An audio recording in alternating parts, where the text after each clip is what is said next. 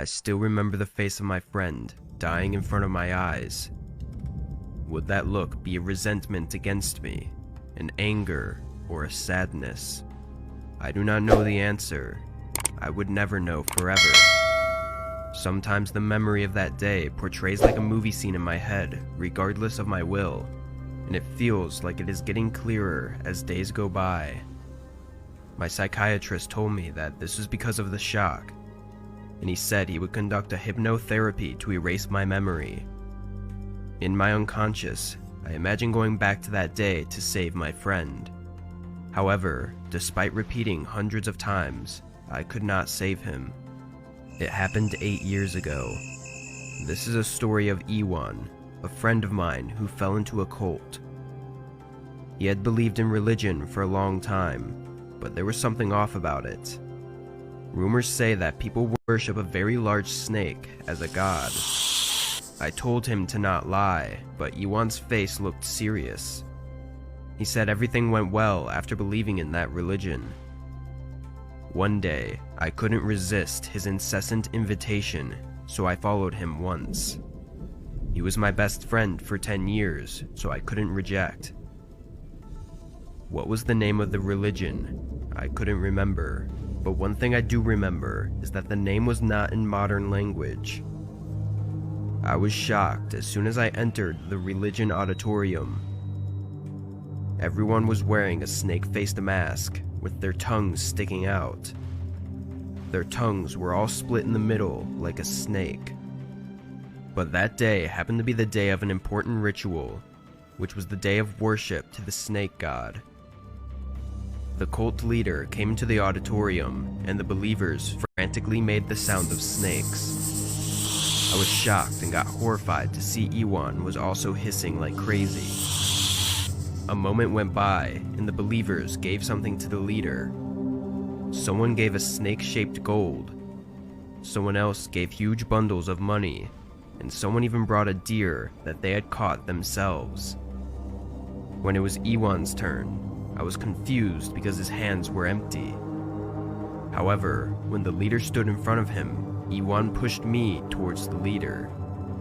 Full of shock and anger, I asked him what on earth he was doing. The leader, with an excited look, said to me, "Oh, such a precious gift. Do you also agree with being offered as a sacrifice to the snake god?" I cried out, "Never." Ewan started to persuade me. "You will get a huge reward if you give a part of your body to the snake god. Let's cut a little bit off of your thigh. I did it too." Ewan showed me his thigh, and his thighs were indeed cut. I shouted out, "Never." The leader suddenly became cold and stared at Ewan. He said quietly, "Then, Mr. Ewan does not have a sacrifice to offer today." Ewan's face became cold, and he started to tremble. He knelt down and begged me for permission. I did not want to do it, so I flatly refused. Then the leader shouted, "The snake god commands you to be punished." Then he dragged Ewan to take him somewhere.